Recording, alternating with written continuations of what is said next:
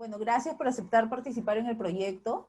Y yo sé que todo el mundo te pregunta seguramente por tu trabajo directamente, pero a mí me gustaría como saber un poco más atrás, como tu historia de vida, tu historia personal, y como qué recuerdos tienes que te parecen trascendentales, importantes sobre tu vida personal en cualquiera de los momentos, ¿no? Y que son importantes para el lugar o para lo que tú eres ahora, ¿no? No, Este, Justo hoy que estamos haciendo la entrevista es el Día del Periodista y de la Periodista en Perú. Y traté hoy de colocar en mi Face la imagen y las fotos de Ana María Portugal, una feminista de la década de los 70s, 80s, que creo que la importancia de ella fue que fue una pionera en el periodismo de esa década al escribir en su columna desde la crónica. Y yo particularmente, digamos, descubrí al feminismo, digamos, por lecturas. No tenía mucha conciencia de lo que me estaba pasando como adolescente, como joven. Y entonces siempre he contado en varias oportunidades que la lectura de Memorias de una joven formal para mí fue definitiva, porque encontré en el libro de Simone de Beauvoir una joven que tenía los mismos dilemas y preocupaciones que yo con respecto de su familia y de sus padres. Entonces como que encontré que era una vida similar a la de cualquier otra mujer, que no importa si yo estaba viviendo en Lima, Perú, y ella vivía en Francia. Y luego, digamos, de descubrir que en un periódico, en esa época del velasquismo, y también quiero reconocer que afortunadamente eh, fue un periodo de mi vida que fui velasquista, y de lo cual no me arrepiento, digamos, porque viví los grandes cambios que hubo en esos momentos desde el colegio, digamos que éramos un grupo que mirábamos, pensábamos efectivamente que se estaba dando una revolución en Perú.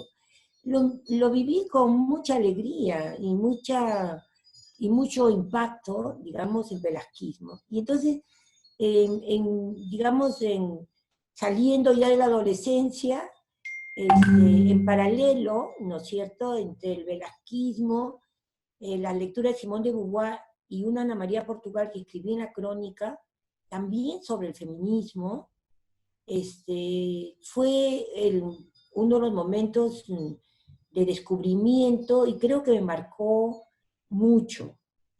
Luego yo digo que también me marcó San Marcos, la Universidad Nacional donde estudié, pero la universidad no me marcó en el sentido de las mujeres, sino me marcó más en el sentido de conocer un país tan desigual como el Perú, ¿no? Yo estudié literatura y cuando en algún momento, cuando estudié literatura, en paralelo ya trabajaba yo en la Asamblea Constituyente, fui secretaria, después asesora de Hugo Blanco, que en ese momento era uno de los líderes más importantes de la izquierda.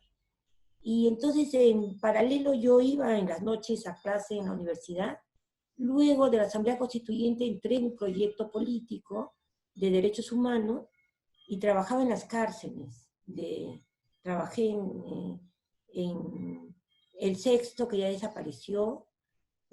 Conocí ahí a grandes personajes, incluyendo a la viuda de Arguedas, antes, digamos, que ella tomara otro tipo de decisiones radicales y digamos, tuviera este afín con el terrorismo, pero conocí, pero estos personajes los conocí también porque formaban parte de las amistades de Hugo Blanco. Entonces, Hugo fue como un mentor.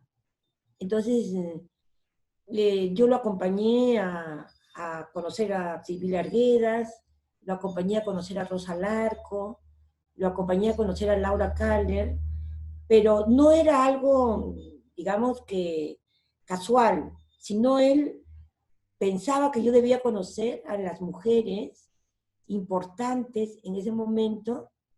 Estoy hablando de la constituyente, fue el año 77, 78, que él consideraba que yo a la edad que tenía 20 años, eh, tenía que conocer esas mujeres, porque esas mujeres me podían enseñar mucho. Entonces, yo también en esos momentos conocí mujeres muy importantes, muy fuertes, que ya tenían un camino recorrido, no eran feministas, no eran feministas, pero eran mujeres que, digamos, que habían desarrollado una en el trabajo de derechos humanos, en la música, otra, eh, digamos, había dejado su país, ¿no es cierto? Y se había venido a un mundo diferente y había estado casada con uno de los escritores más importantes que el Perú ha tenido, como José María Arguedas. Laura Kaller era la abogada de los pobres, ¿no es cierto? Y entonces, bueno, yo todo eso lo viví a los 20 años, ¿no? Saliendo del colegio, este, todavía por ir a la universidad. Y entonces, creo que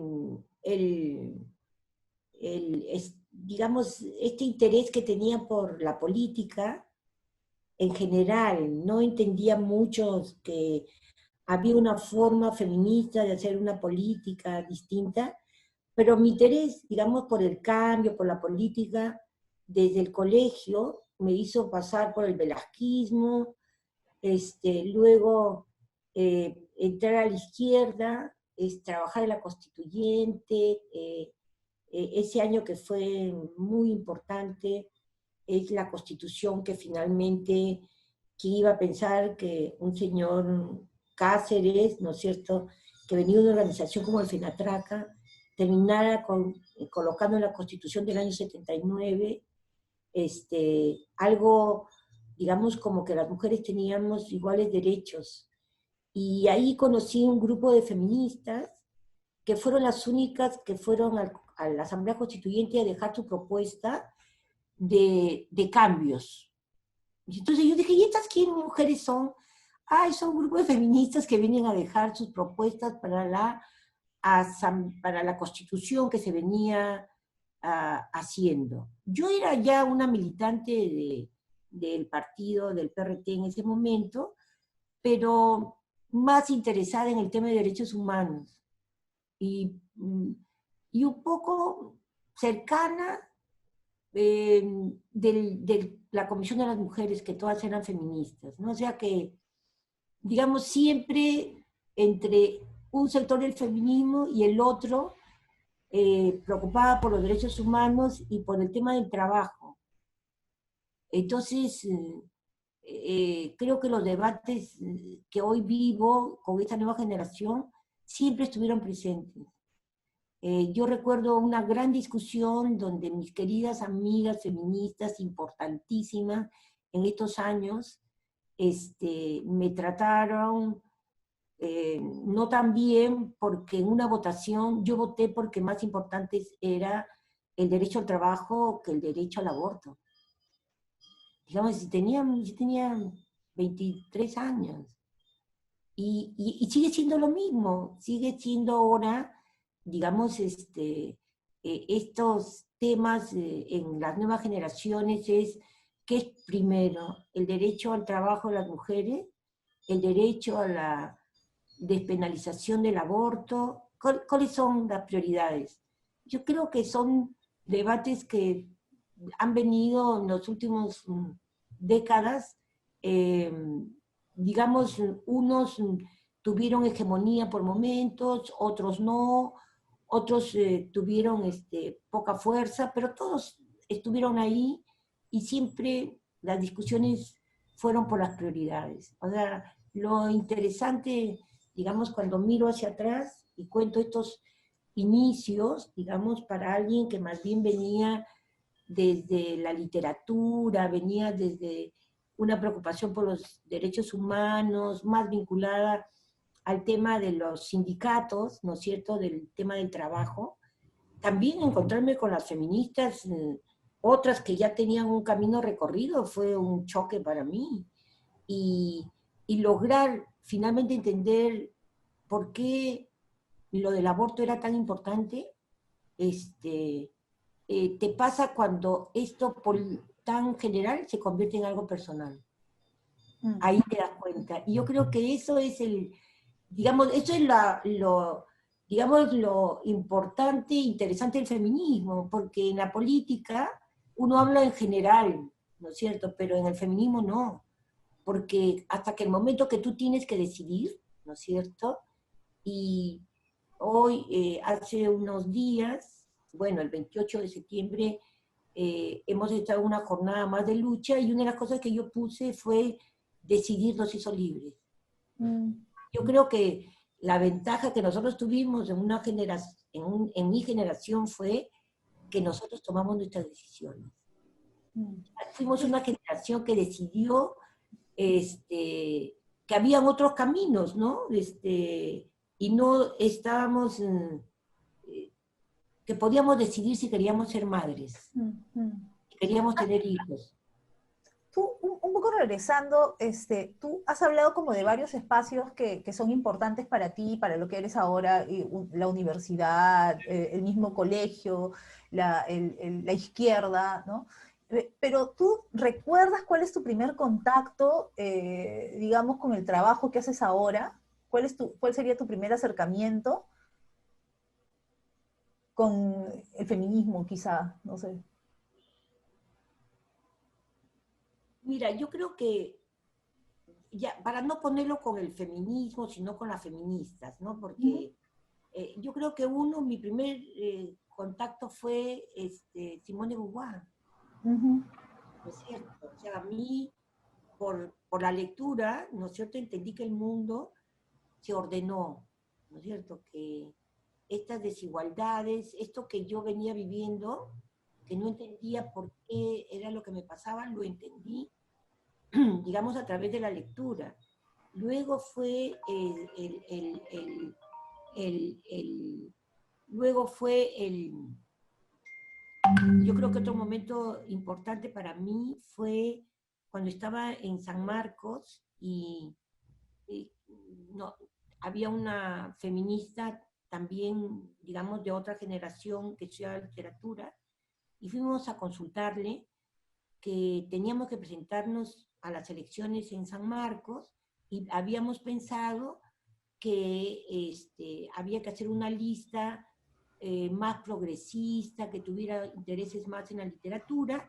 Era un momento en que la politización de la izquierda era muy alta y digamos, había poco interés en lo que se vivía en la vida cotidiana en la escuela de literatura. Y nosotros pensábamos que algo se tenía que hacer, digamos, más pragmáticamente, ¿no?, en lo que estaba pasando con nosotras y con nosotros. Y entonces fuimos a hablar con Rosana Carrillo y ella nos dijo, pero ¿para qué nos buscan? Dice, tú tienes, tú eres la delegada de la noche, ¿cuántos alumnos hay ahí? 40. Y Dalmacia Ruiz Rosa, ¿tú cuántos hay en la mañana? 40. Ya pues tienen 80 votos. Con 80 votos ganan. No necesitan a nadie. Preséntense en una lista de mujeres. Y ustedes ganan, me dijo, porque acá los que van a votar son 160 y no todos van a venir a votar porque no les interesan las elecciones estudiantiles. Entonces ustedes tienen 80 votos y nosotros, los de años superiores, seremos 20. Ya, ahí tienen 100 votos. Y ya me dice, pero nosotros acabamos de entrar, recién estamos en el segundo semestre. No, no importa. Y también esa cosa de siendo uno joven que alguien mayor te diga que no importa, que tú puedes hacerlo. Y entonces eso también fue una lección, porque finalmente nos presentamos y salimos elegidas. Yo salí de secretaria general del Centro Estudiante de Literatura de San Marcos, que en esa época era difícil y habían pocas mujeres en los centros, y mi amiga, esta poeta tan importante, Dalmacia Ruiz Rosa, era la secretaria de organización. Entonces hicimos la gestión, digamos que fue nueva, fue diferente, quizás ahora cuando lo veo a los años, quizás no tenía los contenidos feministas que yo hubiera pensado, pero yo creo que tenía los cambios fundamentales que se dieron después en la escuela, porque nosotras, por ejemplo, abrimos la primer taller de literaturas orales. Hoy son muchos los cursos, hoy ya se habla de la oralidad en el Perú. Nosotros abrimos el primer curso de oralidad, luego hicimos los primeros talleres de editorial, luego trajimos a un profesor de filosofía para que nos hicieron un seminario sobre Gramsci. Gramsci no era muy conocido en San Marcos en esos años.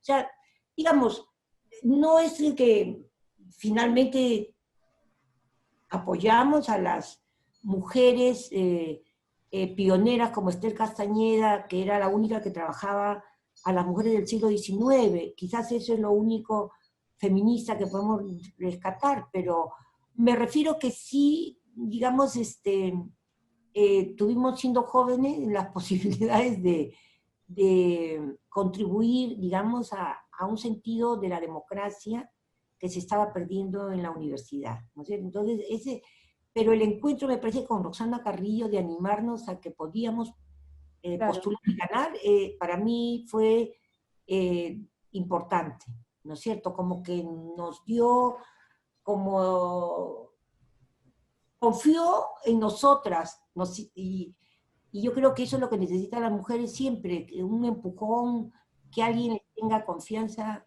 en lo que puedan hacer, sobre todo cuando la gente es joven. ¿Y cuál fue tu primer acercamiento o tu primer encuentro con las floras? Bueno,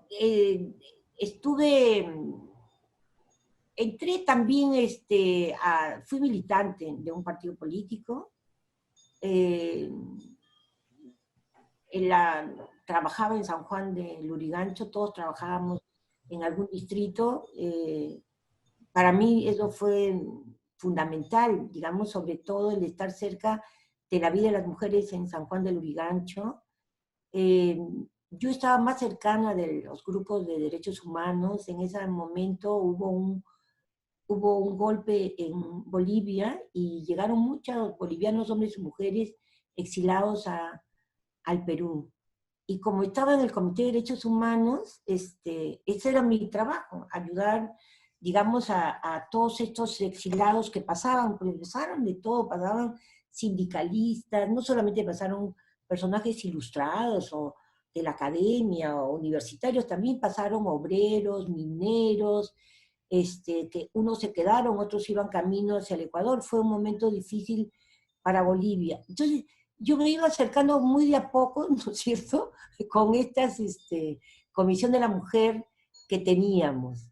Y luego, digamos, más bien, cuando se crea la coordinadora de organizaciones feministas y de los partidos, es de que fue importante, porque ahí es que recién conocí a las mujeres de Alimuper, el grupo de Flora que recién se formaba, al grupo de Mujer y Sociedad, o sea, todos estos grupos en esos años, Mujeres en Lucha, esos grupos se formaron en los 80s, ¿no es cierto? En los 70s, 80s, estamos hablando del 79, 80, entonces había una coordinadora de organizaciones feministas y de los partidos políticos. Quizás eso no se ha repetido. No se ha repetido como en esos años.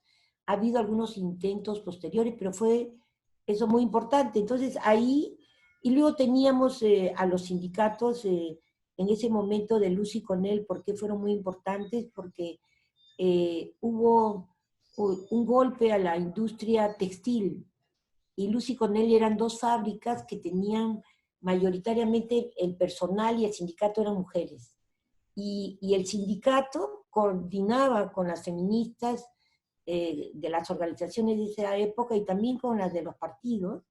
Y entonces de pronto, digamos, nos vimos como ahora, también en esta generación que, que andan muy apoyando al sindicato de trabajadoras de la limpieza o las trabajadoras del hogar. En ese momento las pioneras de las luchas en Lima eran el sindicato de Luz y Conel, y todas las feministas vivíamos ahí en el sindicato, apoyándolas en todo lo que podíamos, unas desde los partidos y otras que iban, digamos, como ahora, a apoyarlas, digamos, porque estuvieron con la fábrica cerrada muchos meses. Y ahí ha sido tu primer encuentro con las floras, en este contexto Claro, en ese contexto fue que las conocí, ¿no? Pero, digamos, cuando el 81, digamos, yo me fui a México a un encuentro de feminista. Entonces, yo estaba en un partido, ¿no es cierto? Los partidos siempre son así como medios verticales, y a pesar de que teníamos una responsable de la Comisión de la Mujer, que era Ana Vázquez, que también ha sido una luchadora incansable, más ahora dedicada a la defensa de los derechos de la infancia, en una organización como el CECIP. Ana era la responsable de la Comisión de la Mujer, pero el partido, los dirigentes hombres, ¿no?, decidieron que había un pasaje para ir a México a un evento que tenía que ir Delia Zamudio, porque esta mujer afroperuana era afroperuana, además era sindicalista, después fue la primera mujer que estuvo digamos, ella fue secretaria de Cherin, era un sindicato muy importante y era una empresa de productos de médicos, una industria alemana, Cherin. Ella fue su secretaria general del sindicato, y luego llegó a ser de la federación y llegó a ser del comité como general de la CGTP, la primera mujer que entró. Entonces, bueno, además era una dirigente en su barrio, en su territorio, en San Juan del Urigancho. Entonces el partido pensó que ella era más representativa que, que Ana, ¿no es cierto?, que era alguien de clase media, que tenía un trabajo bien interesante en Comas, ¿no es cierto?, con las mujeres. Pero bueno, ella pues venía a estudiar sociología digamos, no, era estaba, me parece, era socióloga, y ella decidió ir con su plata, también al encuentro. Y entonces, yo ese día la encontré, estaba bastante enojada y me dijo que ella, si conseguía la plata, le habían dicho que podía ir a México. Ah, le dije, ¿y si yo consigo también? Sí, dice que es abierto, solamente la diferencia es que hay un pasaje. Entonces dije, yo consigo. Entonces yo conseguí pagar un pasaje con la tarjeta de mi hermana y me fui. Y me quedé en México varios años. Ana Vázquez regresó, Delia Zamudio también fue a este encuentro. Fue bien interesante porque conocí ahí a una mujer extraordinaria francesa que se llama Jacqueline Heinen, que fue una feminista importante en ese momento, y era como la primera vez que venía a América Latina y iba a estar en México, ¿no es cierto? Y bueno, yo lo digo, digamos, a veces algunas de mis amigas feministas de otra generación, eh, digamos, se han quedado extrañadas de eso.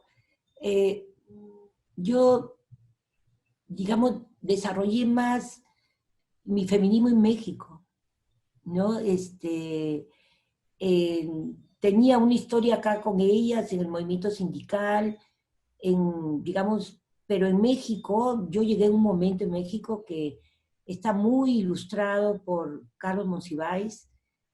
Carlos Monsiváis, este gran escritor, lo denomina como la revolución en México de las feministas, de la comunidad LGTBIQ. Yo en un momento en México, y por eso me quedé casi 5 años, no podía creerlo, digamos, que hubiera un movimiento feminista tan grande, tan abierto, ¿no es cierto? Con tantas organizaciones en todos los sectores, un movimiento cultural, es lo que fascina, un movimiento por la solidaridad con El Salvador, con Guatemala. Entonces yo me quedé en México y yo creo que ahí hice un camino diferente, ¿no? Con las feministas mexicanas que venían como de otras experiencias. Cuando regresé el 85 al Perú, digamos, inicialmente yo pensé que iba a regresar a trabajar en una organización de derechos humanos, como APRODE, Javier Díaz Canseco, con el cual yo había trabajado en la Asamblea Constituyente también bastante y lo había conocido.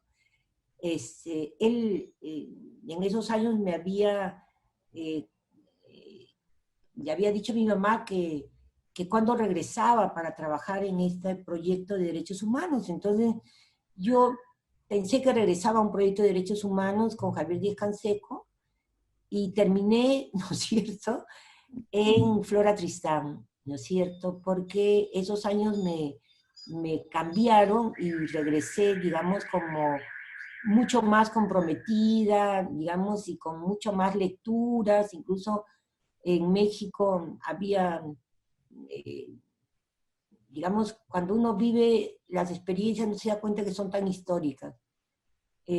Cuando se abre el claustro de Sor Juana Inés de la Cruz en México, yo iba y luego cuando leo los libros que la apertura del claustro de Sor Juana, esas conferencias, marca un momento del feminismo en México, no puede ser, yo estuve ahí. Yo estuve, digamos, cuando se hace la primera muestra de Frida Kahlo, y, y que la hacen también con una fotógrafa importante, que ahorita voy a recordar el nombre, pero cuando yo voy a la muestra de Frida Kahlo, que además vivía a 3 cuadras de su casa, que quedé fascinada con la muestra y me pareció que estaba frente a una pintura totalmente distinta y diferente a la que habíamos visto antes, pero nunca me imaginé, eso debe haber sido el año 82, 83, que Frida Kahlo iba a terminar siendo un ícono tan importante del siglo XX, ¿no? El esfuerzo de dar a conocer a Frida Kahlo fue el esfuerzo de las feministas mexicanas. Luego, digamos, vienen otros y hoy, digamos, está tan cotizada, pero, digamos, haber sido parte de esa historia, digamos, te hace descubrir a Frida Kahlo, a Sor Juana Inés de la Cruz y a Rosario Castellanos y al mismo tiempo, digamos, viniendo yo de literatura también fue un cambio central, ¿no es cierto? Y también me sirvió porque hay algo que yo siempre les digo en Perú, ¿no? No sé, digamos, el Perú es un país endogámico, ¿no es cierto? Muy cerrado dentro de sí. Y entonces no hay una mirada muy latinoamericana, no hay una mirada tan global. Y entonces el haber estado tantos años fuera y haber descubierto, ¿no es cierto?, como Pará desde México podía ver el mundo, por lo menos el mundo de Centroamérica, que no lo conocía, El Salvador, Guatemala, Argentina, los exiliados argentinos, los exiliados chilenos también que llegaron en ese momento, la cercanía con Estados Unidos, ¿no? Digamos, era descubrir otro mundo, ¿no? Entonces, yo quise a todas las mujeres negras del jazz, pero las conocí en México, ¿no es cierto? Era una cultura en esos años muy, muy cercana a la cultura, a estos sectores de la cultura norteamericana también, ¿no? Entonces, sí, yo creo y creo que estas figuras tan fuertes mexicanas fueron muy importantes. Y una figura que yo quise y hasta ahora quiero, a pesar de que han tratado de ocultarla, como es la de Elena Garro, ¿no? Tan más importante que Octavio Paz, ¿no? O sea, una mujer puede cometer errores en la política, pero, digamos, Memorias del Porvenir, su novela, es una de las grandes novelas de América Latina, que yo recomiendo, ¿no? Una lectura de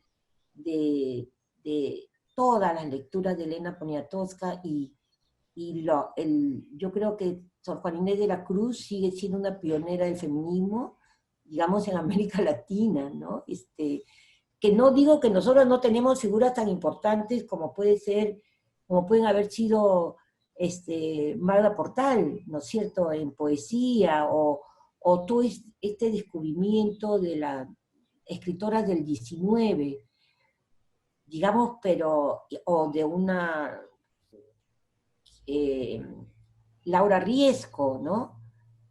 O la propia Clorinda Mato de Turner, ¿no? Pero por alguna razón, ¿no es cierto? Yo creo que digamos, yo afortunadamente tuve a las mexicanas, ¿no es cierto? Este, y que fueron feministas. Yo, Toda la y generación. claro, yo veo que también que, bueno, que siempre has estado trabajando en estos círculos de alguna forma progres, ¿no? O sea, la izquierda, los derechos humanos, y luego Flora, tu trabajo con Flora y con las organizaciones feministas. Pero ¿tú has sentido de alguna forma prejuicio y discriminación en alguno de estos espacios por ser mujer? Mira, digamos como que cuando uno es joven, y digamos, digamos, tiene como la vida por delante, digamos, yo lo he dicho muchas veces, yo tengo buenos recuerdos de mi militancia política, no saben cómo los aprecio, no saben la oportunidad que me dio, digamos, en Lima. Nosotros veníamos mi padre no es de acá, mi padre es croata, nosotros no teníamos familia por parte de mi padre, tenía una tía, digamos que vivía en Puente Piedra y que de vez en cuando visitábamos, ¿no? Finalmente logra conseguir poner una pequeña granja en Puente Piedra y eran las grandes visitas familiares que hacíamos con mi papá, a lo cual yo no entendía nada porque ellos hablaban en croata, ¿no? Pero me gustaba ir, ¿no? De vez en cuando salir de Lima y visitar a esa tía, pero no teníamos otros parientes. Y los otros líneas de mis parientes eran los familiares de mi mamá, ¿no es cierto? La familia de mi madre, Tupac.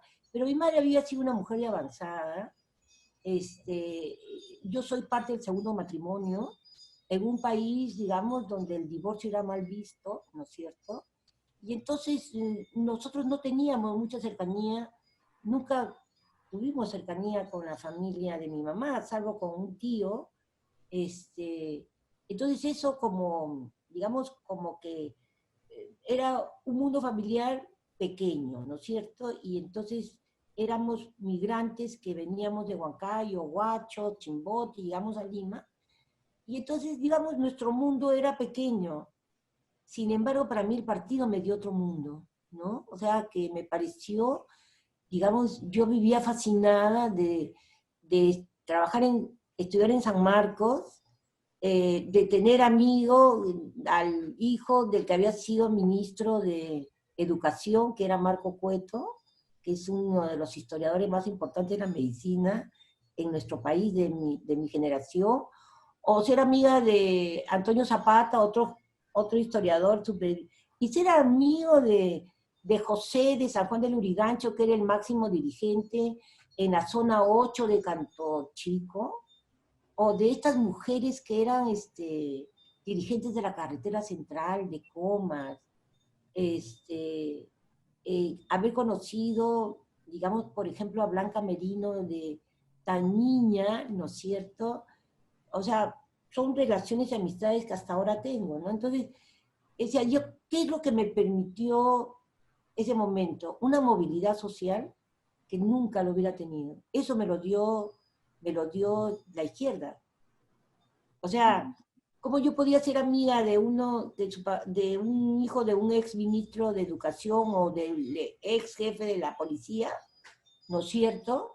Y también ser hija del dirigente de Comas más importante, o hija de, digamos, de, qué sé yo, ¿no es cierto?, de una familia tan pobre de Chorrillos, ¿no?, que tenían intereses en la política, en el sindicato de, digamos, de construcción civil.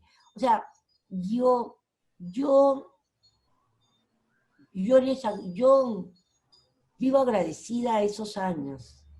Me No, permitió conocer el no Perú. experimentaste discriminación, digamos, en ese espacio de la izquierda Sí, tampoco. sí, yo no, más que discriminación, lo que experimenté fue miedo.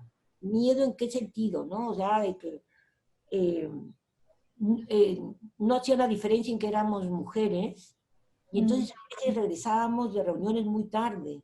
ujú, Yo llegaba a la plaza Parque Universitario, en el último carro que venía de San Juan del Lurigancho, y a veces tenía o no posibilidades de encontrar el último bus que me llevaba a mi casa.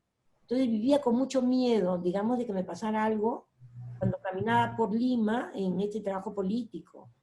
Y yo conocí pocos en el Partido Solidarios con esta situación de las mujeres, ¿no? Y mm, entonces, mm, no, yo, por ejemplo, siempre digo, soy amiga, tengo todavía algunos amigos como este historiador que he mencionado, porque él era uno de los pocos que cuando salíamos de alguna reunión de estas grandes fuera de Lima, que te preguntaba, ¿tienes cómo irte? mm, Para ver si te dejaban. Entonces, y eso también hacía Javier Díaz Canseco, mm, mm. como que a ellos les daba igual, a mí me podían violar de regreso. Yo vivía con el temor de que a mí algo pasara, pero ellos no se daban las diferencias, no nos cuidaban. Mm, Entonces mm, yo creo que más que discriminación yo sentí de que, salvo algunos compañeros, no nos cuidaban, nos trataban como si fuéramos hombres igual que ellos. mm, mm, mm. Y hablando de tu trabajo en Flora, ¿cuáles son los temas más importantes que has trabajado ahí? Bueno, a mí yo creo que el trabajo con gobiernos locales, ¿no es cierto? Y también quiero explicarlo, o sea, este, yo siempre he trabajado, siempre me gustó trabajar en el Congreso, bueno, yo había estado en la Asamblea Constituyente, esta tan importante, y el Congreso era para mí como el edificio, todo esto era algo conocido para mí, entonces de muy chica ya había empezado a ver cómo eran cómo funcionaban las comisiones, digamos, las cosas que se hacían, entonces siempre tuve un interés en el Congreso. Pero llegó un momento en que era muy difícil trabajar en la época del Fujimorismo. Y, y a mí me parecía como que, digamos, había que ir a otro lado. Entonces un día en Flora dije, bueno, voy a irme a trabajar con los gobiernos locales, ¿no es cierto? Entonces me dijeron, ¿pero dónde? ¿Cómo? No sé, pero yo creo que ya no podemos seguir en el Congreso en estas condiciones, porque no me sentía a gusto, digamos, ya con un Congreso, con las Fujimoristas ahí, ¿no? Y entonces, con el apoyo, digamos, de la cooperación sueca, que tanto quiero, a Diaconía, dije, voy a hacer un concurso. Entonces hicimos un concurso a nivel nacional, donde íbamos a dar fondos a las regidoras que quisieran trabajar tres temas. Uno era violencia contra la violencia doméstica, el otro era medio ambiente y el otro era sobre salud. Y entonces en esta primera convocatoria hicimos un grupo muy lindo, digamos, con una ganadora, una regidora de Tacna, que trabajaba con las juntas vecinales el tema de violencia, otra regidora en Ayacucho, que trabajaba con mujeres para reforestar, Mm, y que necesitaba solamente un poco más de dinero, ¿no es cierto?, para la capacitación de las mujeres. Trabajé también con la Municipalidad de Huaral, con un grupo que también sobre violencia hicimos, y entonces ahí también ganamos, un grupo ganó un concurso para hacer una cuestión cultural sobre los derechos sexuales y reproductivos, ni siquiera lo llamábamos así, que era un pasacalle en Concepción. Me pareció interesantísimo, ¿no? Hacer un pasacalle sobre los derechos sexuales de las mujeres. Bueno, entonces, a raíz de ese concurso, digamos, nos abrió la posibilidad de trabajar con los gobiernos locales. Y esa época de mi vida la valoro mucho. Estuve por todo el Perú, ¿no es cierto? Al comienzo los concursos eran a nivel nacional, luego Diaconía los focalizó, digamos, en relación a las regiones más afectadas, detectadas por la Comisión de la Verdad, ¿no? Yo con gran pena tuve que salí llorando de San Martín, y tuve que irme a Ayacucho con lágrimas. Yo no quería ir a Ayacucho porque había demasiadas organizaciones trabajando en Ayacucho, ¿no? Por el tema de la violencia en esos años. Y llegué a Ayacucho, a Huamanga, y dije, no, hay demasiadas ONGs acá. Y me fui al sur, me fui a Puquio, con Sandra Rojas Sandoval, que era una regidora jovencita, ¿no es cierto? Ahora trabaja con nosotros en Flora, Tristán. Y ella me dijo, vente al sur, en el sur no hay nadie, nadie nos apoya, y me fui al sur. Y así fui descubriendo zonas de Ayacucho, de Huancavelica, de San Martín.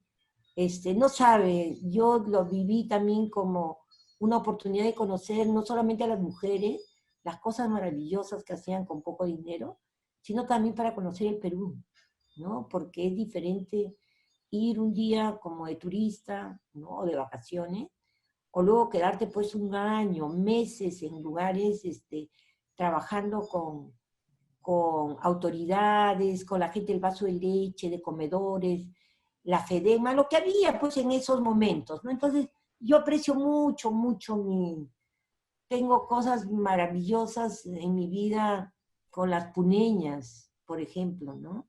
Y si tuvieras que mencionar como dos proyectos puntuales que te acuerdes, que te parezcan muy relevantes de los que has trabajado en este tiempo en Flora, Con los gobiernos locales. o en general. Bueno, me gustó mucho lo de los gobiernos locales, pero luego en un momento me di cuenta de que la demanda era bien grande. Y entonces ahí fue donde empezamos a impulsar las asociaciones de regidoras y alcaldesas, que luego, años después, terminó en lo que fue la red, lo que es hasta hoy día la Red Nacional de Autoridades Mujeres, ¿no? Porque, digamos, nosotros elegimos casi 2.000 o 1.700 autoridades regidoras, provinciales, distritales. Entonces, no tenemos tantas posibilidades de apoyarlas. Pensábamos que asociándolas, algo podíamos intercambiar entre ellas. Y entonces, bueno, esto terminó en lo que es la RENAMA, hoy el grupo de alcaldesa por el Bicentenario. O sea, nunca me desligué de ellas. Yo, ¿qué cosas recuerdo? Hay dos cosas que a mí me marcaron mucho, ¿no? Cuando fue el primer aniversario del informe de la Comisión de la Verdad, yo estaba en Sucre. Yo había llegado a Huamanga y había una regidora de Sucre que, que me había invitado muchas veces y fui a Sucre a hacer un taller de violencia. Yo empecé el taller que era para 25 personas. Acabé con 150. Una cosa impresionante. Eso sí me marcó, porque comenzamos el taller y de pronto venían digamos, las mujeres que trabajaban en la posta médica. Subían y decían, acabamos de saber de que Flora Tristán está haciendo un taller y queremos venir. Ah, bueno, entren. Bueno, con entren, nosotros terminamos, todo el pueblo era en el local municipal. Y yo estaba muy sorprendida y decía, ¿qué ha pasado? Y lo que me dijo el alcalde es que nadie había ido a Sucre en muchos años. Que nadie se había acordado de ellos. y que, pero si es una capacitación solamente en algo sencillo sobre la violencia contra las mujeres, ¿no? No es que veníamos a dictar una cátedra en nada, pero nadie del pueblo quiso perderse el taller. Yo estuve muy, me enseñó muchas cosas porque al comienzo yo había estado un poco apenada porque en Huamanga se preparaban muchas cosas, pero me parece que era el segundo aniversario del informe de la Comisión de la Verdad, y yo me lo iba a perder. Y entonces, estando en Sucre, empecé a contarles lo que era el informe y mucha gente no conocía lo que era el informe. Y me di cuenta de eso. Entonces yo que no, tampoco era una experta en el informe, traté, ¿no es cierto?, de decirle por qué había un informe y era importante, ¿no es cierto? Estábamos en medio de Sucre, está ahí nomás 2 horas y media de la comarca, ¿no? Yo creo que para mí eso, creo que ha sido uno de los talleres más importantes de mi vida. ¿Y en qué proyectos estás actualmente? ¿En qué proyecto estás trabajando actualmente? Bueno, ahora quizás otro proyecto que también me gustó mucho fue uno que hicimos hace varios años con Oxfam, que fue sobre la migración de peruanas, ecuatorianas, colombianas y bolivianas a España, ¿no? O sea, fue un proyecto pionero, hicimos una campaña que se llamaba las mujeres migran con derechos, porque, y eso sucede hasta hoy. Una mujer venezolana que está llegando al Perú cree que ha perdido sus derechos, cree que cuando cruza la frontera pierde sus derechos. Entonces hicimos una campaña de que migras con tus derechos, o sea, no es que los pierdes, nunca los pierdes.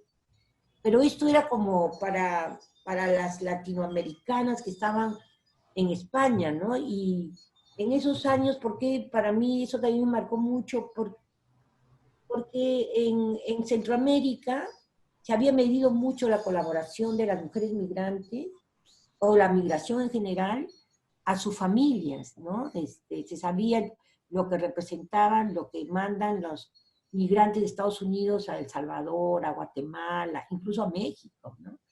Y entonces nosotros decíamos, lo mismo pasa en el Perú, y no nos hacían caso. Hicimos la primera medición. Hoy está medido por el INEI, pero fue un proyecto pionero. Nosotros decíamos que las mujeres mandaban más que los hombres, y acá se reían de nosotras, ¿no? O sea, como todo lo que hemos hecho, el Estado peruano, otros sectores, incluso de izquierda, siempre se han reído de nosotras. Y cuando yo les decía, no, pero lo que entra de las remesas es más lo de las mujeres. Oh, y otra vez la feminista diciendo sonceras, ¿no? Así nos trataban. Y lo que demostramos es que las remesas femeninas siempre fueron más sistemáticas, ¿no? Estas cadenas del cuidado que ahora se estudian, que están ahora muy a la moda, pero yo estoy hablando de hace por lo menos unos 8 años, 10 años, ¿no? Porque nosotros tenemos pues casi cerca de 3 millones en el exterior. O sea, ha habido una migración grande de parte de peruanos y peruanas en el exterior. Y entonces, ese proyecto fue lindísimo.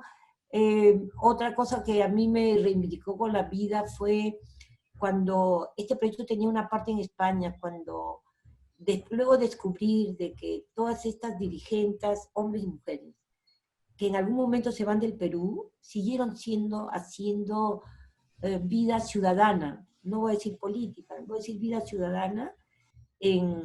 Por ejemplo, en España, las dirigentes de la FEPOMUVES, que se fueron a España después del asesinato de Marilena Moyano, en ese momento eran las principales dirigentes de la población peruana migrante en España.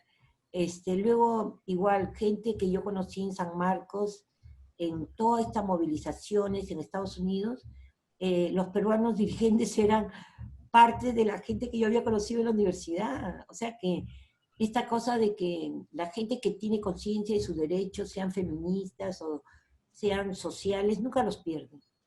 Y y que la gente cuando tiene esta, digamos, digamos, esta voluntad de ser líderes, dirigentes, tampoco nunca lo pierde.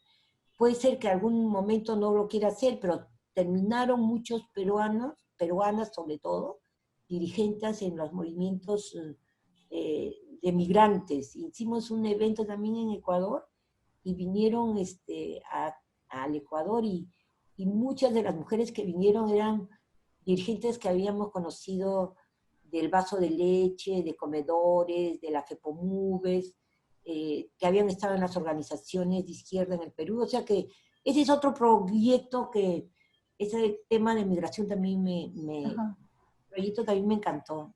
Fueron varios años, ¿no es Y cierto? ahora sí, hablando del de los proyectos presentes, en qué estás trabajando ahora? Bueno, mira, este, eh, hace unos años hicimos una consultoría con Alejandra Mazzolo, que es una feminista argentina, aunque hizo su carrera casi toda en México, que es una apostadora por los temas locales y regionales, ¿no? Y ella hace una evaluación del trabajo que Flor había hecho, ¿no? Que era el trabajo fundamentalmente que yo había venido haciendo desde mi programa, ¿no? Ella hace una evaluación con diaconía. A ver qué ha hecho Flora 10 años con los fondos. Entonces ella, cuando saca los resultados, yo pensaba, digamos, que la ruta que ella iba a marcar era que nosotros teníamos que meternos más en la gestión local, ¿no es cierto? Que habíamos estado en el proceso de descentralización, lo poco que hay en la normatividad de descentralización sobre igualdad de oportunidades son cosas que nosotros pusimos, en el diseño, nosotros queríamos la gerencia de la mujer y nuestros amigos izquierdosos no quisieron. Ellos querían la gerencia de desarrollo social. O sea, muy pocos feministas metidas en el proceso de descentralización, también es cierto, yo fui una de las pocas. Entonces tampoco había como un grupo como para pelearse más para crear la gerencia de la mujer que ahora hay en varias regiones, ¿no? No es que no sabíamos que había que hacer una gerencia de la mujer, ¿no? Entonces, y ella lo que dice en la evaluación es de que todo esto era gracias a las cuotas y que el impacto de lo que estábamos haciendo era que las mujeres habían llegado a los gobiernos locales por las cuotas, y efectivamente era así, y que eso había que garantizarlo, porque no es que eran derechos conquistados y que lo que ella recomendaba era que seguir la línea de lo de participación política. Y yo me quedé un poco sorprendida, yo más bien estaba yendo por el tema más de la agenda de género en los gobiernos locales, hay que construir la arquitectura de género en el Estado nacional, local, todo este discurso, esta retórica sobre la construcción de la arquitectura de género en las estructuras del Estado. Y Alejandra me cambia, ¿no es cierto?, la ruta y me convence de que no, que nosotros teníamos que ir por el tema de la participación política. Y de ahí, digamos, en una ruta, yo digo, no es la participación, son los derechos. Son los derechos políticos de las mujeres.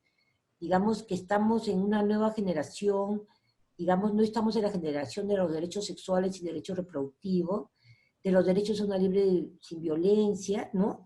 Sino estamos en la generación de los derechos políticos, y eso es lo que hay que seguir, ¿no? Y entonces por ahí, digamos, encontramos que no eran las cuotas, sino la paridad. Y también esto ha sido muy interesante, muy debatido. Hemos debatido en la OEA. Una de las cosas que a mí me encanta decir que nosotros hemos sido pioneras, incluso antes que ONU Mujeres, antes que la OEA. O sea, es impresionante, casi las cuestiones pioneras que hemos hecho en Perú, por ejemplo, en gobiernos locales, por ejemplo, estos concursos, cómo se hacían, después solo mujeres los hacen. Una cosa también que tenemos es de que Naciones Unidas reconoce poco lo que ha tomado de la sociedad civil, y sobre todo de las feministas.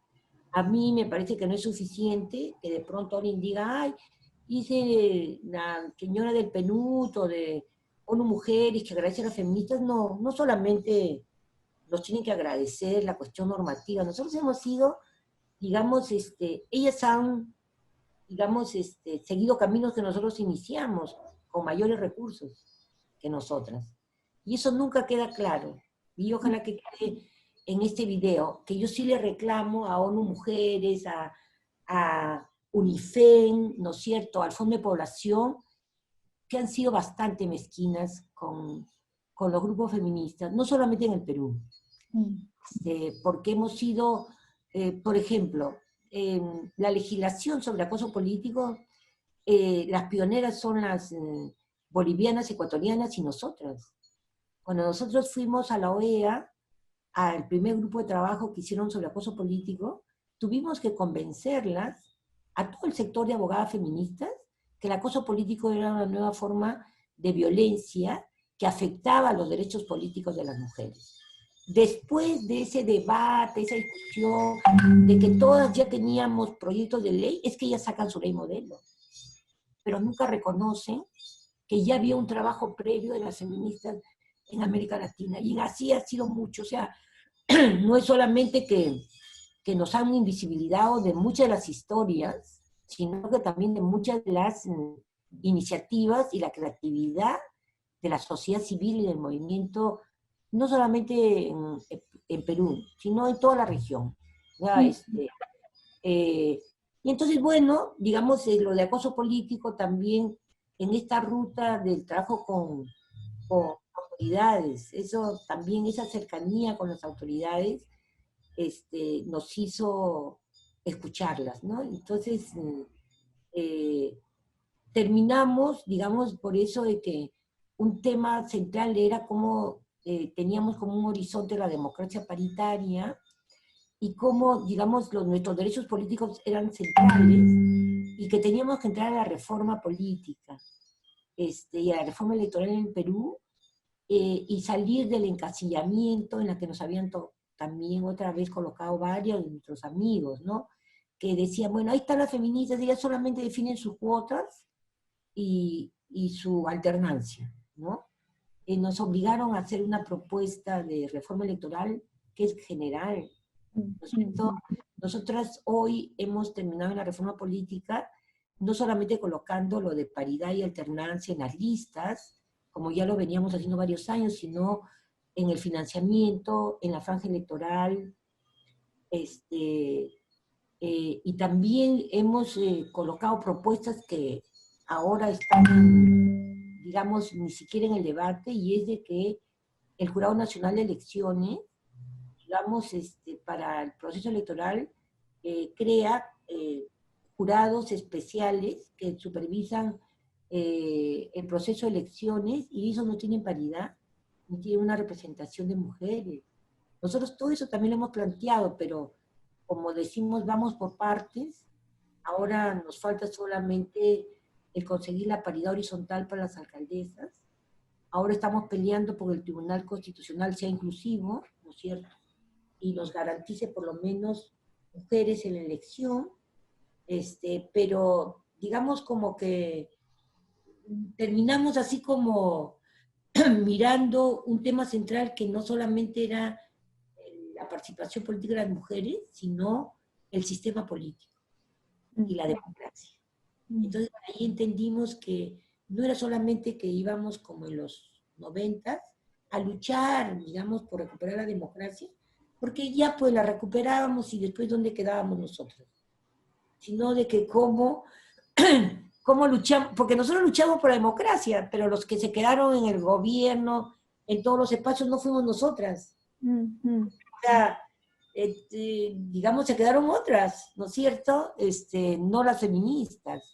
Entonces, que teníamos que darle un poco más de contenido ¿a qué hablamos cuando decimos democracia radical o democracia paritaria? ¿No es cierto? Entonces, ¿cómo profundizábamos más y teníamos una propuesta más global? Y yo creo que eso es lo más importante, ¿no? Y entretenido también, ¿no es cierto? Que hemos tenido en el Perú en los últimos años, que yo le agradezco de infinito, no solamente a Diaconía, sino a la Unión Europea, que tuvo la confianza, ¿no es cierto?, de darnos varios fondos para construir lo que ha sido la campaña Somos la mitad, queremos participar. No lo hubiéramos hecho sin la Unión Europea, ¿no es cierto? También ellos convencidas, ¿no es cierto?, de que nosotros teníamos algo que aportar al debate de la reforma política y de la democracia en el Perú. O sea, esto ha sido nuestro trabajo en los últimos, yo creo, 7, 8 años.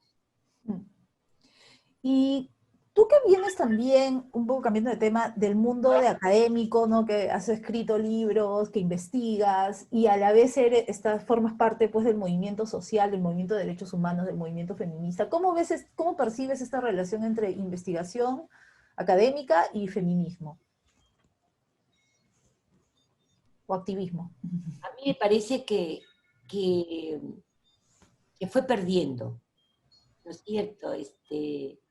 Digamos, Flora Tristán, por ejemplo, hace 20 años, impulsa, de que nosotros creamos un programa que se llamaba Debate Feminista, y nosotros empujamos mucho la creación del primer diplomado de estudios de género de San Marcos, ¿no? Con María Manrique, tuvo muchos años en Flora Tristán.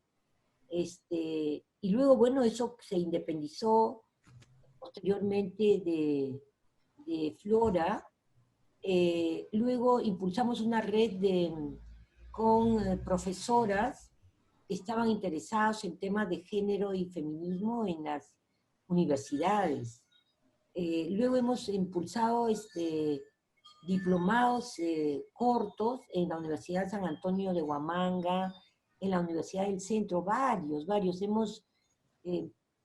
Nosotros tenemos en Flora hoy menos, ¿no es cierto? En un momento teníamos, casi nos estaba copando en las egresadas de la Universidad del Centro de Huancayo, porque Flora estuvo muy cercana, digamos, a los diplomados de la Universidad del Centro, ¿no? Con un grupo de profesoras pioneras ahí. Entonces hubo como un par de generaciones de feministas de varias, de comunicaciones, de sociología, que no eran necesariamente de Lima, como pasó también con el diplomado que se hizo con San Antonio de Abate en Cusco, ¿no? Me parece que hasta ese momento había como un vínculo, pero donde yo sentí que no había vínculo y recién, digamos, se está restableciendo es en el tema de la violencia, ¿no es cierto? A mí me parece que hay un momento, digamos, en que los caminos son otros, ¿no es cierto? Que no sé qué explicaciones darles, ¿no? Pero me parece que lo que necesitamos todavía es mayor investigación, por ejemplo, en temas de historia, de memoria, de literatura incluso, ¿no? O sea, y eso tiene que ver con que hay pocas mujeres en los espacios de decisión del sistema universitario, ¿no? Yo lo veía antes como excepciones, pero yo creo que fue la regla, ¿no? Las dificultades que han tenido muchas personas que yo conozco en hacer sus tesis sobre mujeres en San Marcos es enorme. O sea, ellos, los profesores, imponen que las tesis sean sobre autores hombres. Cuando algún estudiante quiere, qué sé yo, estudiar a Adela Montesinos, o quiere estudiar a alguna mujer, los profesores le dicen que no es importante. Mejor se dediquen a los hombres. Y entonces cuando tú eres joven no tienes pues la fuerza que tienes cuando eres mayor, como decir, no, yo estudio quien quiero y estoy todas mujeres. Entonces me parece que, y lo mismo sucedió en la católica, ¿no es cierto? Yo conozco estudiantes que han querido estudiar determinados temas y que más bien lo que les han dicho, que mejor no vayan por esos temas, que no van a tener éxito, que son temas vetados. O sea, digamos, podríamos hacer una investigación sobre cómo, digamos, las universidades han trabajado en contra, digamos, de tener mayor investigación sobre las mujeres en nuestro país. Es enorme. Nunca hubo disposición. Es un sector, mi generación es un sector intelectual muy machista. Nunca le dieron importancia a las mujeres. Nunca. Todas las mujeres que a uno les parecía que eran importantes, para ellos no. La recuperación de Magda Portal es reciente, ¿no es cierto? Viene más bien por la Casa de la Literatura, por gente más joven, la reedición de sus textos, de sus trabajos. San Marcos nunca le dio importancia a Magda Portal, por ejemplo. Yo soy egresada de San Marcos, he hecho ahí también una maestría y sé de lo que hablo, ¿no? Yo siempre me encanta contar de que en un curso que tenía sobre testimonio en San Marcos, todos los textos eran hombres. Y entonces yo ya era mayor cuando hice, y entonces yo no leía a los hombres. Entonces decía, profesor, póngame en el sílabus alguna mujer, porque como yo soy como ustedes, entonces ustedes se leen entre ustedes, y entonces yo he seguido su ejemplo, y yo solamente leo a las mujeres, siguiendo su ejemplo de ustedes. Y el profesor me dijo, ¿y qué mujer importante hay sobre testimonio? Dije, profesor Elena Poniatowska, con Noche de Tlatelolco. Y así les tuve que ir colocando a muchas mujeres de América Latina, que no sé si no las conocía, probablemente no las conocían. Digamos, su ilustración que tenía no abarcaba a las mujeres. He conocido pocos profesores, yo he sido formada en San Marcos, que tuvieran algún interés en las mujeres, ¿no? Salvo a la que he mencionado, ¿no?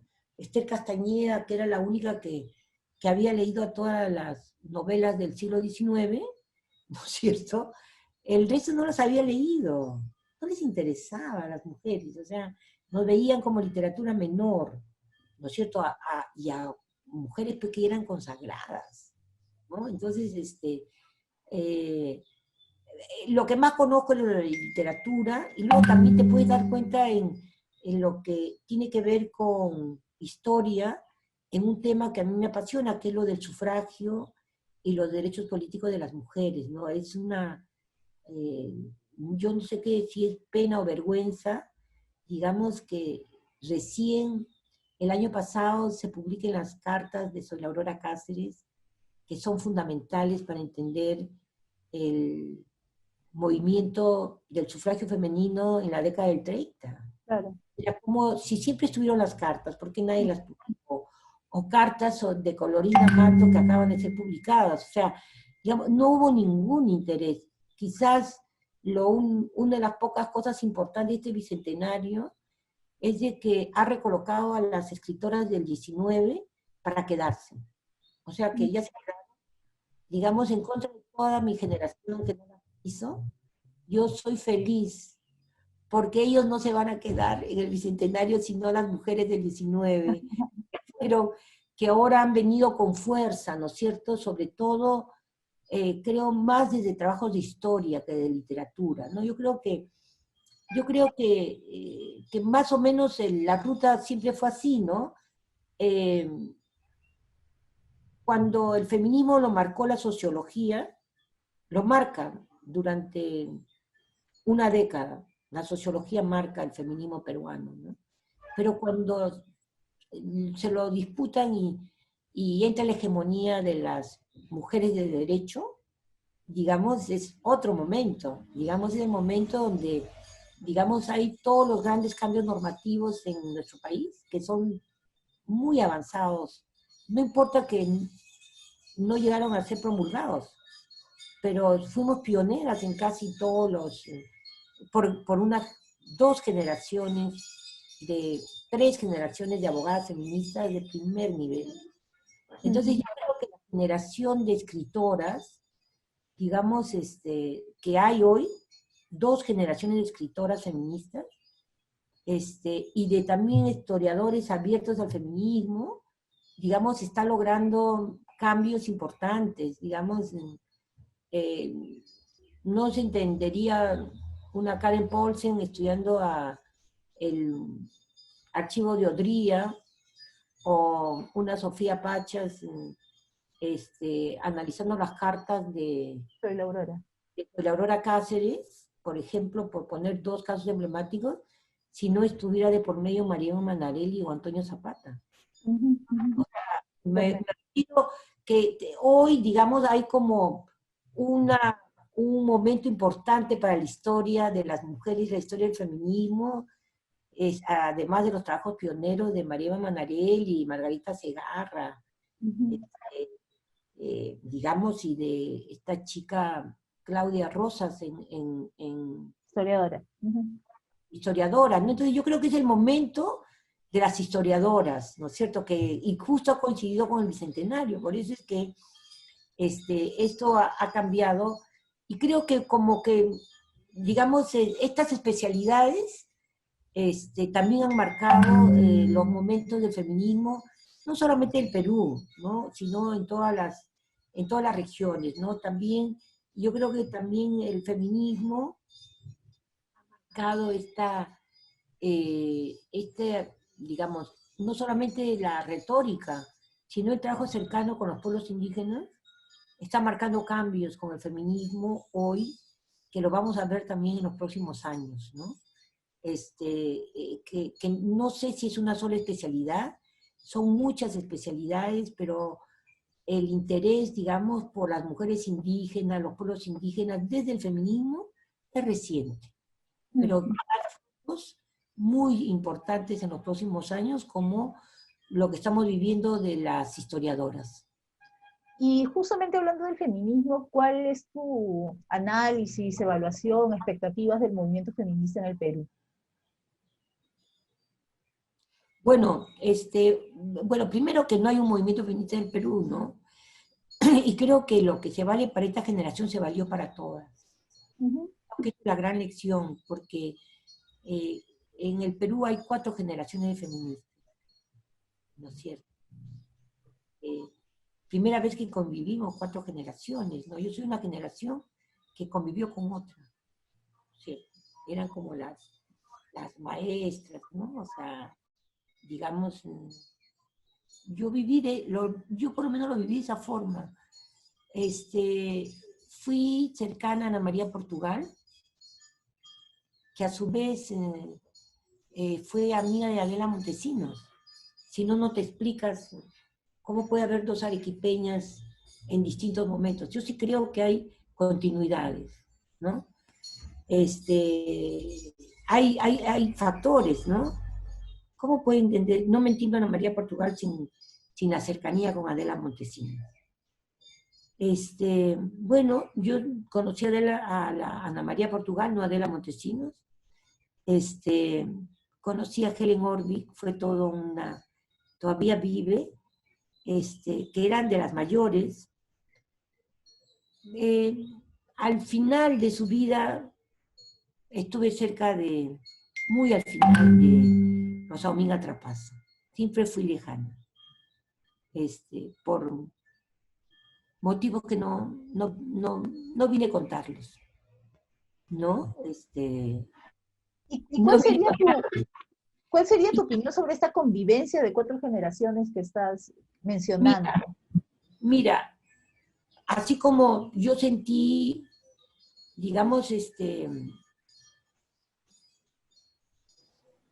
a ver, yo de joven sentí mucha dureza de parte de Rosa Dominga. No la sentí cercana. La recuperé después, en los últimos años. ¿Por qué? No lo sé. Sin embargo, sí sentí una cercanía con Ana María Portugal, ¿no? Nosotros hicimos un programa de radio y que fue el primer programa que se llamaba, era Hugo Salazar, nos daba en lo que después fue Sol y Armonía un espacio feminista, una vez a la semana. Y entonces, al comienzo yo tenía el espacio sola, y yo hacía entrevistas, ¿no? Y todo era muy improvisado. Y entonces Ana María decidió acompañarme en el programa de radio y ella hacía los guiones. Yo no estaba acostumbrada a trabajar con guiones. Entonces ella hacía el guión, me los hacía en papelitos, lo que ella hablaba y lo que yo hablaba. Me ayudó porque también una de las cosas que más he querido como feminista ha sido la radio. He estado en Radio Sol Armonía y en Radio Santa Rosa y siempre he alentado las propuestas de radio local cuando trabajaba con gobiernos locales. Eso ha sido tema con la radio. Entonces Ana María me hacía los guiones. Entonces yo leía, pero yo siempre improvisaba, ¿no es cierto? Hacía otras cosas. Entonces siempre, digamos, me pareció interesante. Bueno, reconozco que era como mi maestra. Y yo dejé siempre, que yo me tomé siempre como alumna y les agradezco mucho. Y lo mismo Helen, ¿no? Helen Orbi. Entonces, bueno, no tienes que ser cercana. Solamente para los que no conocen, Helen Orbic, Rosa Dominga y Ana María Portugal pertenecerían a esta generación anterior. Claro, Ana María Portugal es del grupo de Alimuper, que fue muy importante, y Helen fue, digamos, durante el velasquismo. Ella es viuda de uno de los Salazar Bondi, y ella está en el grupo que es la primera propuesta, por lo menos de esos años, que proponen una comisión, digamos, para la mujer. Hay una propuesta para las mujeres en el velasquismo y en el grupo está Helen. Además tenía una columna en Expreso y hablaba sobre el feminismo una vez por semana, de lo que pasaba en Estados Unidos, en Francia. No sabemos cómo lo hacía, pero estábamos al tanto de lo que pasaba en el mundo del feminismo por Helen Orbi. Entonces después las conocí. Entonces lo que siempre respeté, sí, de las tres, ¿no? De las más conocidas, es de que cuando hacíamos reuniones iban y tenían paciencia. Tuvieron siempre la enorme paciencia de estar en todas las reuniones de debate, de discusión, de encuentro, de coordinaciones. O sea que eso me parece que fue central de esa generación a la que yo... Entonces, bueno, ellas eran los referentes, no habían otros, ¿no?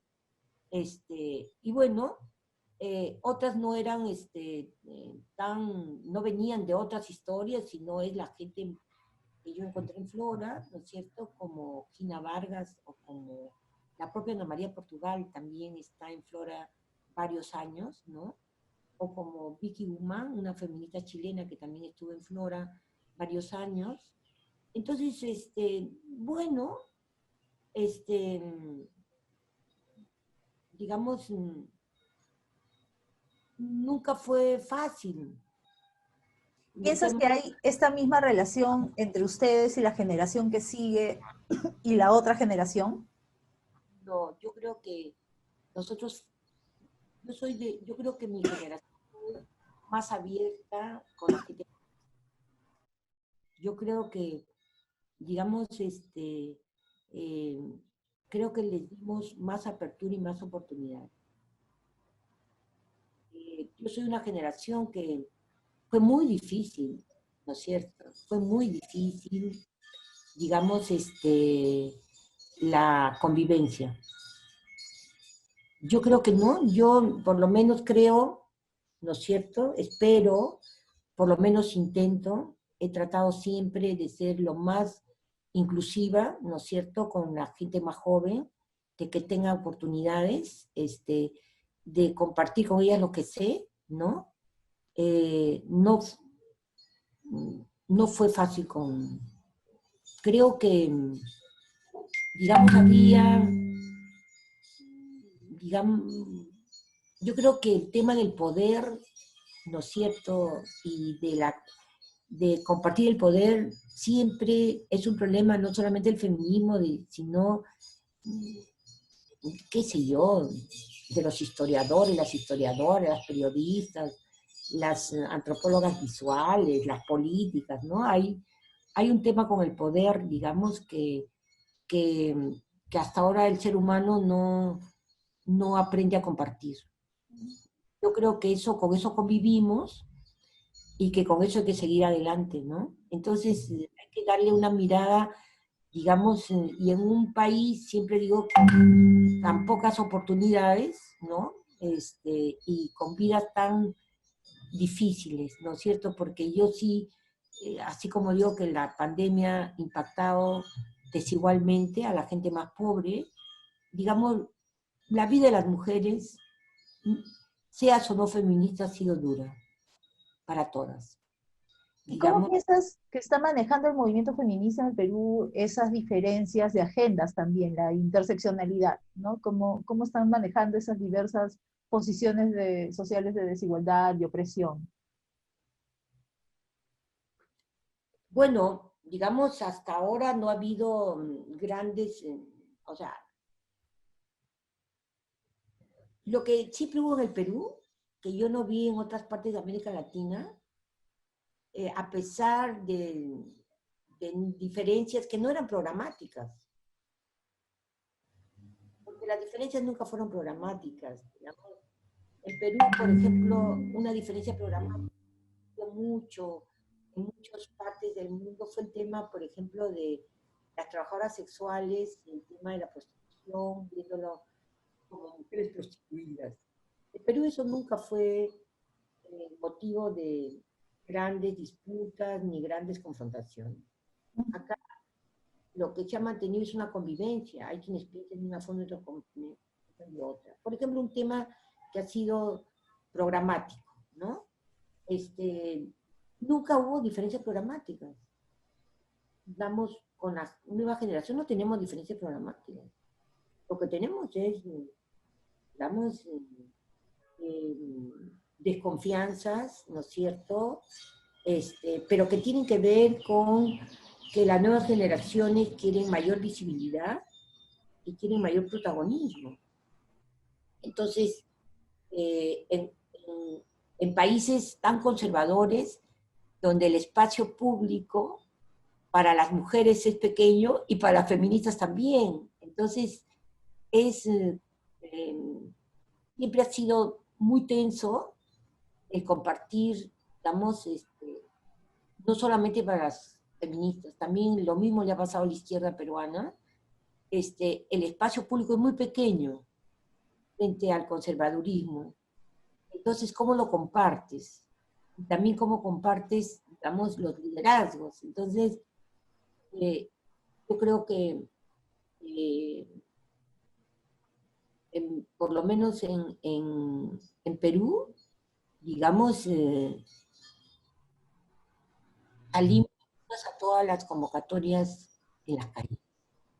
No pasa como en México. En México, digamos, ha habido momentos de marchas donde ha habido sectores de feministas jóvenes que han ido a sacar a otras de las marchas. La marcha del 28S ha habido 2 marchas. O sea, nosotros nunca vamos a hacer 2 marchas. Solamente va a haber una, ¿no es cierto? Porque, digamos, hay momentos en que tienes de que entender, digamos, de que somos diversas expresiones, pero, digamos, hacia afuera, hacia el mundo tan grande, público, que no sabe qué pasa entre nosotras, digamos, nunca vamos a decir, nunca vamos a terminar, digamos, habiendo 2 marchas, o sea, siempre será una, y siempre si hay un problema mayor se tratará de resolver de la mejor forma la convivencia. Yo creo que eso sí es parte de lo que el feminismo en el Perú, digamos, lo tiene como legado, ¿no es cierto?, de todas las generaciones, eh, de, el, el mayor enfrentamiento es el silencio. Nunca ha sido ni el ataque con palabras destempladas, digamos, las diferencias se han manejado con los silencios, ¿no es cierto? La gente se va, se excluye, deja de ir, regresa, pero siempre ha habido como un marco, digamos, de respeto a las diferencias, y las diferencias nunca han sido programáticas. Bueno, que mientras más espacio público y más espacio tengamos en el... eso también nos ayuda porque, digamos, como que hay, digamos, yo siempre digo, en el temas territoriales, ¿no? Tenemos todo el Perú para nosotras.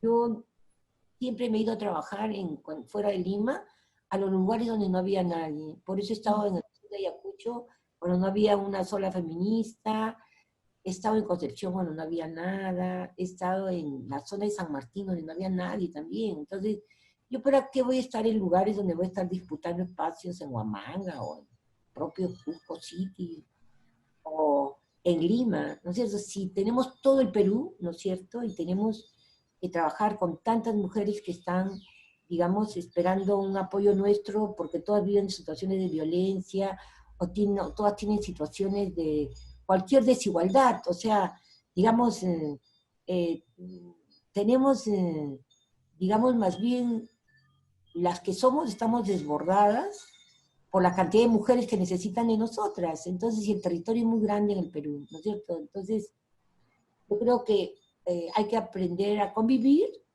y, digamos, y ver, digamos, en qué cosas en común podemos andar juntas y en qué cosas tenemos otros estilos de trabajo, ¿no? Que creo que más que programáticas son diversas formas de expresiones también.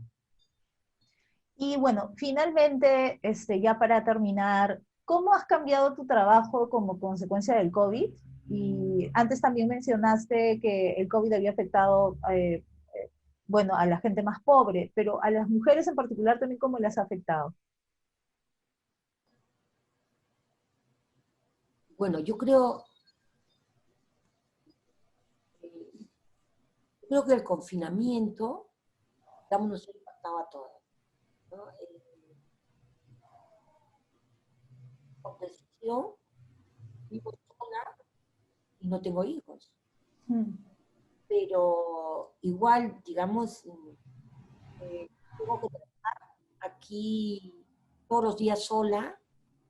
Es diferente trabajar en una oficina con un equipo que está a la mano, que uno se para y dice, pide, digamos, tal material o pide que te saquen copias o sea, yo he tenido que sobrevivir sola con las mismas responsabilidades.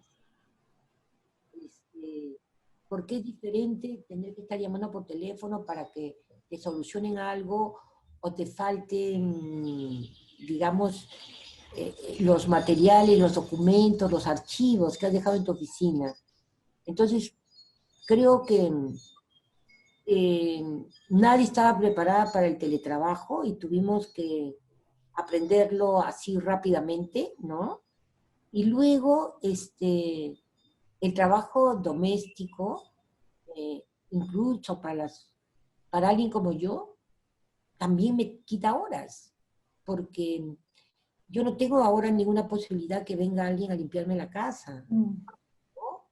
No tengo posibilidades de algo que yo lo tenía solucionado de otra forma.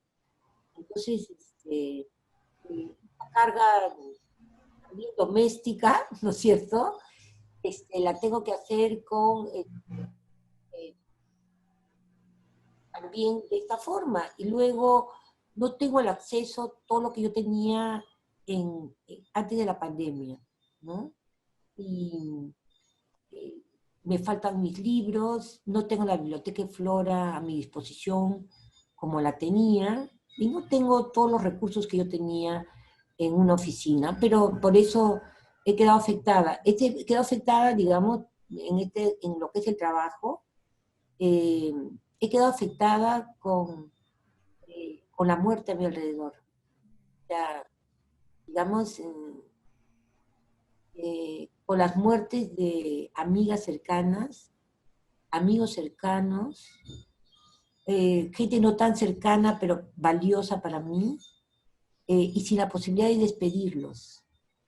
Eso también ha sido. Y luego he quedado también agobiada en semanas, ¿no es cierto?, viviendo, compartiendo desesperación de diferentes sectores, ¿no?, buscando oxígeno para un dirigente sindical en Loreto, buscando oxígeno una mujer para su marido en Moquegua, eh, para amigas feministas que no sabían al comienzo lo que les iba a pasar. O sea, digamos, no es de que nos sentamos aquí a seguir trabajando, o sea, digamos, todos los días se murió alguien.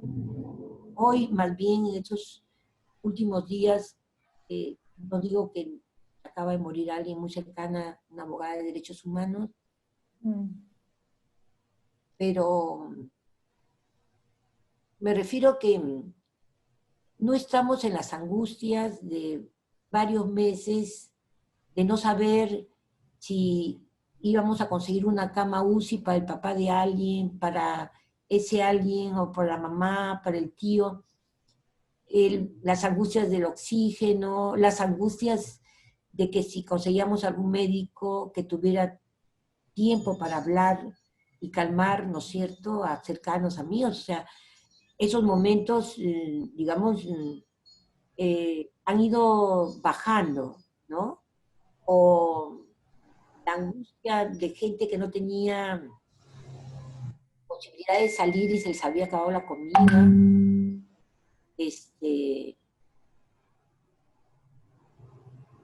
Hemos hecho cosas, nosotros creamos con un grupo, con Carmen, Lisbeth, Liz Meléndez, Carmen Espinosa, Lisbeth Guillén y yo creamos un fondo feminista. Hemos ayudado todo lo que hemos podido, de todo, para gente que no tenía cómo comprar su medicina, a gente que no tenía en un momento que comer, ¿no es cierto? O gente que le faltaba completar para hacer cosas. No fueron grandes bonos, pero digamos, lo hicimos como pudimos. No le podemos, no había otra forma. Siempre digo, cuando me dicen, ¿por qué lo hicieron así? Porque cuando tú das un bono, no le tienes que pedir a la persona que te dé un recibo. Lo hacíamos de manera institucional, quizás hubiéramos conseguido fondos, pero teníamos que pedirle recibos a la gente y no queríamos eso. Queríamos que la gente fuera al banco, sacara un dinero que le sirviera para lo que él necesitaba en ese momento. Entonces, por eso los bonos pasaron de otra forma, pero igual, digamos, la desesperación también de que se te acababan los fondos, Claro. pedidos. En fin, yo creo que la pandemia nos ha llevado también un tiempo para ser solidarias con quienes lo necesitaron en su momento, y en paralelo también conversar qué era lo más, ver qué políticas necesitábamos para la pospandemia, ¿no es cierto? Todos estos grupos de Zooms para definir qué hacíamos, a quién escuchábamos, qué planteábamos. Y además, digamos, en plena pandemia, porque así se presentó, pelearnos y presentar una nueva ley de paridad y alternancia. O sea, no ha sido sencillo. La gente pregunta, pero ¿y cómo hemos hecho todo eso a la vez? Porque creo que también no siempre hay las oportunidades, digamos, hay que tomarlas, ¿no? Así como hoy, digamos, tenemos una ley de trabajadoras del hogar, y hubo un sector de trabajadoras del hogar que la pelearon, fueron al Congreso, lograron una entrevista con el presidente del Congreso, se reunieron con todas las bancadas, sacaron, digamos, y sacaron su ley. ¿Cierto? Yo también tengo otros sectores organizados que dijeron de que no, mejor iban a presentar su proyecto legislativo con el nuevo Congreso que iba a durar 5 años. pero nosotros dijimos, no, acá hay una posibilidad, entonces rehicimos una propuesta Ujú. en 3 días, ¿no? Y la presentamos, presentamos una nueva iniciativa. Siempre me quiero aclarar que la presentamos con el Partido Morado, porque la propuesta del Frente Amplio, digamos, no nos resolvía la paridad horizontal para resolver el tema de las alcaldesas, lo de las consejeras. Entonces, por eso, digamos, no había otra posibilidad. Y entonces nos fuimos con Daniel Olivares y Carolina Lizárraga a presentar, digamos, al filo del tiempo una nueva iniciativa sobre paridad horizontal, y finalmente lo que conseguimos fue paridad horizontal para la elección de consejeras, ¿no? Que no se va a ver estas elecciones, pero sí se va a ver entre unos años lo que conseguimos. Y, y bueno, y seguimos apostando con el poco tiempo que nos queda, digamos, al día, y es de que sí quisiéramos, así como para todos es muy importante el tema de la educación, el tema de la salud, un sistema integral de salud para todas, que incluyan a las mujeres, con los servicios de salud sexual y reproductiva que estuvieron suspendidos durante la pandemia, es, decirles de que no hemos logrado que los cuidados sean una prioridad. Mm, mm. La gente entiende el sistema de cuidados como reconocimiento hoy que ha quedado claro, ¿no es cierto? Así como está de cara a la ciudadanía, lo que trabajan las mujeres, ¿no? El, el pico y pala que hubo en Lima, digamos, en un momento que las mujeres podían salir unos días y los hombres otro día, lo que puso al desnudo lo que ya sabíamos, que quienes hacen las compras son las mujeres. Ujú. ¿No es cierto? Que los hombres, el día que les tocó ir de compras no fueron, porque nunca van, ¿no es cierto? Y el trato a las personas trans también quedó en la agenda, ¿no es cierto? O sea, que digamos, no es de sentido común respetar a quienes han decidido tener a la población trans, pero así como ha quedado al desnudo las desigualdades sociales, económicas, y también el doble, triple trabajo de las mujeres, pero las alternativas no han quedado claras. Ujú. Entonces, no hay desde el Estado ni desde ningún sector una propuesta clara sobre cómo sería un sistema de cuidados para las mujeres, ¿no es cierto?, en la Claro. pospandemia, como un tema central. Y eso me da mucha pena para el caso de Perú, porque ahí sí no se llevan ventaja Argentina y Costa Rica, ¿no? Bueno, hay muchísimo por discutir. Yo pienso que esto va a dar para hacer muchísimas investigaciones y estudios con enfoque de género sobre cómo las mujeres han llevado pues la peor parte de esta pandemia en distintos ámbitos, en distintas profesiones, ¿no? Bueno, ya culminamos la entrevista, además porque creo que también hay un tiempo limitado de Zoom de 2 horas y que lo programa Shelly, que seguramente pronto va a acabar. Yo te agradezco muchísimo, Diana, por todas la conversación tan interesante. Seguramente se van a editar algunas cosas como sonidos, ¿no? Pero tengo entendido que la entrevista va a estar íntegra y también va a estar transcrita, ¿no? En esta web. Entonces yo te voy a escribir para mandarte el formato de consentimiento y además para hacerte acordar de la foto y de esta pequeña biografía que puede ir en la web acompañando el video y el PDF con la transcripción entera de la entrevista. Y nada, pues ya seguimos en contacto y vemos cómo vamos consiguiendo las entrevistas que faltan.